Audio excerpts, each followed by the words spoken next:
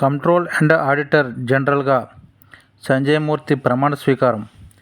CAG బాధ్యతలు చేపట్టిన తొలి తెలుగు అధికారిగా రికార్డు. కంట్రోల్ అండ్ ఆడిటర్ జనరల్గా తెలుగు అధికారి కొండ్రు సంజయ్ మూర్తి గురువారం ప్రమాణ స్వీకారం చేశారు.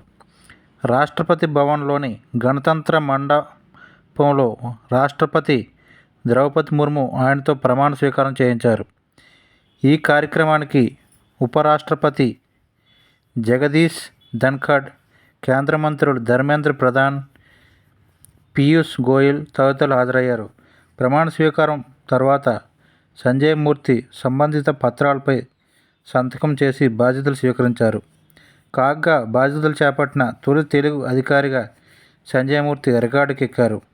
ఆంధ్రప్రదేశ్లోని ఉమ్మడి తూర్పుగోదావరి జిల్లాకు చెందిన సంజయ్ మూర్తి 1964 డిసెంబర్ 24న జన్మించారు. మెకానికల్ ఇంజనీర్ చదివారు. 1989 బ్యాచ్ ఐఏఎస్ ఆఫీసర్గా హిమాచల్ ప్రదేశ్ క్యాడర్కు ఎంపికయ్యారు. తొలుత ఎక్కువ కాలం హిమాచల్ ప్రదేశ్లో, ఆ తర్వాత కేంద్ర సర్వీసులో సేవలందించారు.